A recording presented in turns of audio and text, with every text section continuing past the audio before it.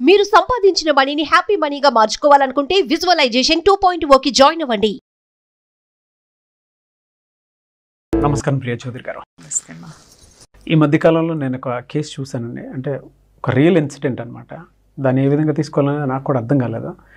మీ దగ్గర నుంచి అయితే ప్రాపర్ ఆన్సర్ వస్తుందనే కారణంతో అడుగుతున్నాను. ఒక పైలట్ పేదింటి అమ్మాయిని పెళ్లి చేసుకున్నారు. పెళ్లి చేసుకున్న తర్వాత ఇతనికి ఏంటంటే హెల్త్ ఇష్యూస్ ఉన్నాయి. హెల్త్ ఇష్యూస్ సడన్గా వచ్చేసాయి. సో కిడ్నీ డ్యామేజ్ అయిందనే విషయం తెలిసిందే. ఫర్దర్గా కూడా ఏ విధంగా ఉండొచ్చు అనేది తెలీదు అన్న విధంగా అయితే జరిగింది. సడన్గా అమ్మాయి 25 lakhs వరకు హస్బెండ్ దగ్గర నుంచి తీసుకొని ఇంట్లో నుంచి వెళ్ళిపోయింది. అంటే ఈ ఇన్సిడెంట్ని ఎలా తీసుకోవాలంటారా? ఏం చెప్తారు మీరు దానికి? ఎలా ఉంది నాగరాజు గారు, మానవ సంబంధాలన్నీ ఆర్థిక సంబంధాలు అనేది ప్రూవ్ అయింది అనుకోవాలి. అంతే కదా. మరి అమ్మాయి ఏ విషయంతో జీవితాన్ని పంచుకుంటానికన్నా చెప్పొచ్చింది. కిడ్నీ ఫెయిల్యూర్ అని అనగానే డివోర్స్కి అప్లై చేసింది, 25 లక్షలు డిమాండ్ చేసింది, వెళ్ళిపోయింది. అంతే కదా. మీరు చెప్పిన దాని ప్రకారం చూస్తే ఇంక అంతే. డివోర్స్కి అప్లై చేయడమో లేకపోతే ఇంకేదైనా కేసులు పెడతానని బెదిరించడమో, ఇట్లాంటి బెదిరింపు ఇలాంటి కేసెస్ అన్నీ నా దగ్గర చాలా వస్తాయిలేండి. ఎందుకనంటే ఇవాళ రేపు కొన్ని విషయాల్లో నేను ఆడపిల్లల్ని తప్పే పడతానమ్మా. బెదిరించి అంటే భర్త బయటికి తీసుకెళ్ళడు, శనివారం ఆదివారం పబ్బులకి క్లబ్బులకి తీసుకెళ్ళడు. ఆ పిల్లలు వచ్చేది మళ్ళీ ఆ మిడిల్ క్లాస్ ఫ్యామిలీ నుంచి వస్తున్నారు, ప్యాకేజ్ చూసుకుంటున్నారు. వీళ్ళు కూడా ఏంటి అని అంటే మిడిల్ క్లాస్ ఫ్యామిలీ నుంచి తెచ్చుకుంటే పిల్లలు బాగా చూసుకుంటారు. ఉన్న పిల్లల్ని తీసుకొస్తే ఎక్కడ పబ్బులు క్లబ్బులు అంటారో హైఫై సొసైటీని అట్రాక్ట్ అయిపోయి ఉన్న పిల్లలు అత్తమామల్ని చూసుకోరని చెప్పేసి అని పాప అత్తమామలు ఏం చేస్తున్నారంటేనండి కొంచెం జాగ్రత్తగా ఆలోచించి ఇక్కడి నుంచి పిల్లల్ని తెచ్చుకుంటున్నారు మిడిల్ క్లాస్ నుంచి. వాళ్ళు ఇంకా స్మార్ట్గా అయిపోయి ఏం చేస్తున్నారు అని అంటే శనివారం ఆదివారం నన్ను బయటికి తీసుకెళ్ళాడు, వీడికి సంవత్సరానికి ₹1,00,00,000 ప్యాకేజ్ నేనేం చేసుకోవాలి, నాకు డివోర్స్ ఇచ్చేయండి. ఆ డివోర్స్ ఇవ్వడంతో కోట్లు, ఇంకా మీరు 25 లక్షలు చెప్పినారు, అక్కడ కనీసం ఒక 3-4 కోట్ల వరకు డిమాండ్ చేసి లేదంటే కేసులు పెడతాం. కేసులు పెడితే కెరీర్ నాశనం, సంసారం రోడ్డు మీదకి వస్తుంది. తీసుకోవడం వెళ్ళిపోవడం, మళ్ళీ కామ్గా రెండో పెళ్లి చేసేసుకుంటున్నారు. అమ్మ మీ అందరికీ కోపం వస్తే నాకు రానివ్వండి, కొన్ని వాస్తవాలు మాత్రం చెప్పాలి. అంటే ఆడదంటే ఏంటండి తెలుసా? అసలు అర్థం తెలుసా? నేనేమంటానంటే డివోర్స్ తీసుకోవద్దు, లేకపోతే మీరు అతుక్కొని ఉండండి అని నేను చెప్పనండి. చాలా కేసెస్ నేనే రిఫర్ చేశాను. డివోర్స్ తీసుకొని బయటికి రమ్మను, ముందు మనిషిగా బ్రతుకు నువ్వు అనేసి. అంత నీచమైనటువంటి వెధవల దగ్గర బ్రతికి ఉండాల్సినటువంటి అవసరం లేదు. కానీ చిన్న చిన్న కారణాలతోటి మీ బతుకు, మీ భవిష్యత్తు ఒక అందమైనటువంటి ప్లాట్ఫామ్ మీద ఉన్నప్పుడు మీరు కేవలము ఎంటర్టైన్మెంట్ అనేటటువంటి దీంతో రోగం ఒక చిన్నది సరిచేసుకునేటటువంటి రోగం ఉండేటటువంటి దీంతో కూడా మీరు దాన్ని ఒక పెద్ద భూతద్దంలో చూపించేసి మీరు మీ యొక్క జీవితాన్ని లావిష్గా, హ్యాపీగా, సుఖంగా మీ శరీరము అలవాటు పడిపోయి, మీ మనస్సు అలవాటు పడిపోయి మీరు బయటకు వచ్చేస్తున్నారే. అసలు జీవితం విలువేంటో మీకు తెలుసా? నేను మీకు స్టోరీ చెప్తాను నాగరాజ్ గారు. మా ఫ్రెండ్, నాకు చాలా ఇష్టమైన ఫ్రెండ్, నేనంటే కూడా తను అంతే ప్రేమగా ఉంటుంది. తన పేరు భవానీ, వాళ్ళ హస్బెండ్ వచ్చి మల్లికార్జునరావు గారు. వాళ్ళిద్దరూ ఎంత అంటే వాళ్ళది పెద్దలు కుదిర్చినటువంటి మ్యారేజ్. పెళ్ళి అయ్యేటప్పటికి తనకి 17 years అండి, ఆయనకి 24 అనుకుంటా, 24 అంతే, 24 years. పెళ్ళి అయ్యిందండి. పాపం చాలా మంచి ఫ్యామిలీ. ఆయన బిజినెస్ చేసేవారు. కొంతకాలం అయిన తర్వాత ఏం జరిగిందంటే నాగరాజ్ గారు, ఆయనకి ఒక ప్రాబ్లం వచ్చింది. బ్యాక్ బోన్కి టీబీ లాగా వచ్చి బోన్ మొత్తం కూడా, స్పైన్ అంతా కూడా ప్రాబ్లం అయిపోయింది. He was not able to walk. అంటే అప్పుడు తన వయసు ఎంతండి కరెక్ట్గా చెప్పాలంటే 28 years. మా ఫ్రెండ్కి 28 years. 28 yearsలో ఆయన మంచాన పడిపోయారు. డాక్టర్స్ చెప్పేశారు ఏమని అనంటే, ఇంకా ఆయన చాలా కష్టమమ్మ, బ్రతకటం కూడా కష్టము, బాగా బోన్ అంతా ఇదైపోయింది, సో కాబట్టి మీరు ఉన్ననాళ్ళు జాగ్రత్తగా చూసుకోండి అని చెప్పేసని. సడన్గా ఏమైందంటేనండి, ఆయన మంచాన పడేసరికి మరి బిజినెస్ అంతా ఆయన చూసుకునేవారు. తనకేం తెలియదు, ఏనాడు బయటికి రాదు తను. అసలు బయటకు వచ్చి అది ఏంటి అనేది కూడా తనకు తెలియదు. ఎలా చేయాలి, ఎలా బ్రతకాలి అనేది కూడా తెలియదు. ఎందుకంటే 17 ఇయర్స్కి మ్యారేజ్ అయిందంటే ప్రపంచం ఏం తెలుస్తుంది చెప్పండి, బయట విషయాలు ఏం తెలుస్తాయి. అలాగే ఆ తల్లిదండ్రులు పెంచిన చేతి నుంచి భర్త చేతిలోకి వచ్చింది, ఆయన కూడా అంతే బాగా చూసుకునేవారు. ఎప్పుడు కూడా బయటికి వచ్చి తనంతట తాను ఏది చేసే అవకాశం కూడా అవసరం కూడా తనకు ఉండేది కాదనమాట. వచ్చేసిన తర్వాత ఆయన అలా ఉండేసరికి ఆయన సిచ్యుయేషన్ ఎన్నాళ్ళు ఉంటారో తెలియదు. మళ్ళీ ఉంటే 10 ఏళ్ళు ఉండొచ్చు మంచంలోనే, లేకపోతే ఏం జరుగుతుంది అనేది తెలియదు. బట్ ఆయన లేచి నడవడు అనేది మాత్రం డిక్లేర్ చేశారు. ఆయనకి వైద్యం చేయడం అనేది కూడా డాక్టర్స్ అందరూ వైద్యం చేసినా కూడా ఆయన మంచంలోనే ఉంటాడు అనేది చెప్పేశారు. ఏ ఆడదైనా ఏం చేస్తారు చెప్పండి డాక్టర్స్ గారు? సెల్ఫ్గానే చూసుకుంటారన్న కదా. 28 ఇయర్స్. అవును. ఈ రోజు ఆడపిల్లలు ఈ టైంకి పెళ్లి చేసుకుంటున్నారు. బట్ అప్పటికి తనకి 2 పిల్లలు, ఒక పాప ఒక బాబు. ఓకే, ఆ ఏజ్ వచ్చేసరికి అసలు తను ఇమ్మీడియట్గా మన బంధువులు రెడీ అయిపోతారు కదా.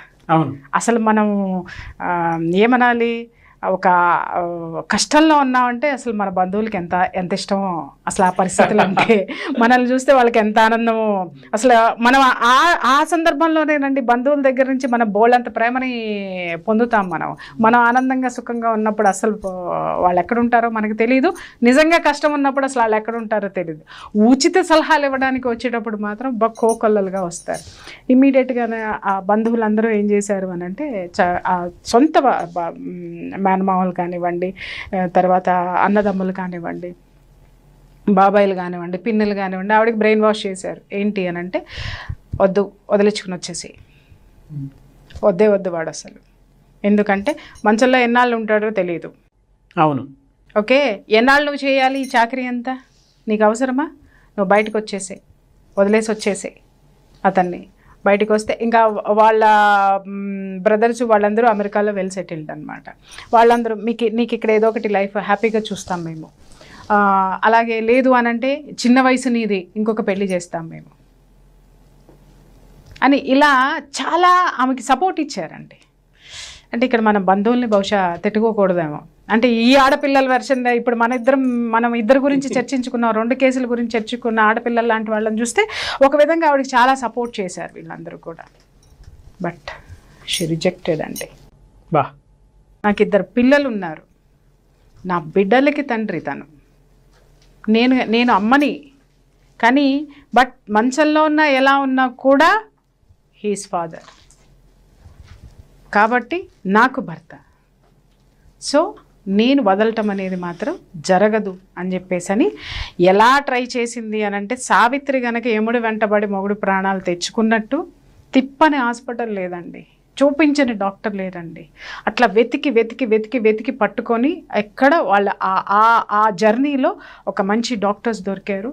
వాళ్ళు ఒకటే చెప్పారు, ఏంటి అని అంటే, ఆపరేషన్ సక్సెస్ఫుల్గా చేస్తామమ్మా, ఆపరేషన్ ఫెయిల్ అయితే మేమేం చేయలేం, బట్ నువ్వు ధైర్యంగా ఉంటే మేము ముందుకు అడుగు వేస్తాం, నీ అదృష్టం బాగుంటే ఆయన లేచి నడుస్తారు, లేదు అనంటే హాస్పిటల్ బెడ్ మీద ఏమన్నా అవ్వచ్చు, లేదు అంటే శాశ్వతంగా బెడ్లోనే ఉంటాడు అని అంటే ఆవిడ ఒకటే అనుకుంది, ఏదైతే అది ఒక సొల్యూషన్ అయితే వస్తుంది, బట్ ప్రయత్నం అయితే ఆపలేదండి అని అనగానే ఆవిడ దగ్గర ₹1 లేదు నాగరాజ్ గారు. అంతకుముందు చాలా లావిష్ లైఫ్ తంది, చాలా లావిష్ లైఫ్. మీ ఆడపిల్లలందరూ తెలుసుకోండి అమ్మా, అంత గొప్ప జీవితం లీడ్ చేసిన ఆవిడకి భర్తకి ఆపరేషన్ అనేసరికి ₹1 చేతిలో లేదు.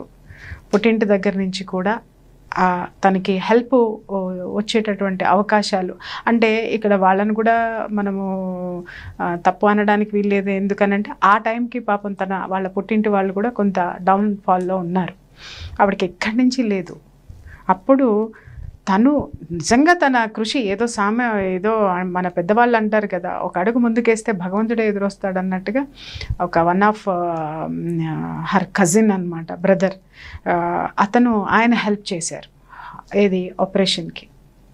ఎమ్మటే ఆయన దగ్గరని తీసుకొని మిగిలిన వాళ్ళందరూ వాళ్ళకి ఇవ్వద్దని చెప్పారు, ఎందుకు ఇచ్చి వేస్ట్, బతకడు పెట్టడు, ఎందుకు లక్షలు తగలేయటము అది ఇది అంటే కూడా అప్పుడు అతను అన్నాడు, అమ్మ నువ్వు కావాలి అనుకున్నావు, సో ఆ యొక్క ప్రయత్నానికి నేను నీకు హెల్ప్ చేస్తున్నానని చెప్పేసి అని ఆయన కూడా ఎంత పెద్ద మనసో చూడండి. ముందుకొచ్చి హెల్ప్ చేస్తే ఆపరేషన్ జరిగింది నాగరాజు గారు. అసలు విషయం ఎక్కడుంది వినండి. ఆపరేషన్ అయ్యింది, ఆపరేషన్ సక్సెస్. బట్ ఆయన బెడ్ మీద నుంచి లేవరు. కొంత టైం పడుతుంది ఆయన లేచి నడవడానికి. మళ్ళీ ఇంకొక ఆపరేషన్ చేస్తే కానీ ఆయన లేచి నడవడం కానీ చేయటం కానీ ఉంటుంది. నాగరాజు గారు ఆయనకు ఆపరేషన్ జరిగింది, 1 సంవత్సరం ఏమోనండి ఆ మంచంలో తను ఆ హస్బెండ్కి చేసిన సేవలండి ఒక నర్సు కూడా చేయదేమో. ఒక నెలకు ₹1,00,000 ఇస్తే, అంటే హాస్పిటల్ వైజ్గా చెప్తున్నా. అసలు అంత భయంకర, ఎందుకంటే ఆయన స్పైన్ ఆపరేషన్, ఆయన బోర్లానే పడుకొని ఉండేవారు. ప్రతిదీ ఆయనకి చెయ్యాలి, ప్రతి పని చెయ్యాలి ఆయనకి. మొత్తం నేచర్ కాల్స్ దగ్గర నుంచి ఎవ్రీథింగ్ చెయ్యాలి. అసలు ఆమెకి తిండి తినేటటువంటి టైం కూడా ఉండేది కాదు. అంత సేవలు చేసి చేసి చేసి 1 ఇయర్ ఆర్ 1.5 ఇయర్ అయ్యేసరికి ఆయనకి క్యూర్ అయ్యి ఆయన లేచి కూర్చోగలిగారు. లేచుకుంటే అప్పటికీ వాళ్ళ చుట్టాలందరూ కూడా దూరం అయిపోయారు. ఎవ్వరి హెల్ప్ లేదండి. ఇక్కడ ఒక్కటి విషయం, నేను ఇప్పుడు ఎందుకు ఇక్కడి నుంచి కరెక్ట్ వెర్షన్ అని ఇంకొక వెర్షన్ అని నేను ఎందుకు అన్నాను అని అంటే, అలా లేచి కూర్చున్న ఆయన, నడవలేనటువంటి ఆయన ఈరోజు 10 మందికి ఆసరా. ఆయన ఈరోజు మళ్ళీ ఆ ఫ్యామిలీ పుంజుకొని ఆయన అదే మంచంలో కూర్చొని రియల్ ఎస్టేట్ బిజినెస్ అండి అయింది. ఇంకా చెప్పాలి అనంటే, ఒక విధంగా చెప్పాలంటే ఆయన ఉపరాష్ట్రపతి గారికి బంధువు అవుతాడు, చాలా వెరీ దగ్గర బంధువు. బట్ ఏ రోజు కూడా ఈ రోజు వరకు ఆయన్ని చేయి చాచి అడిగింది లేదు ఎప్పుడు కూడా.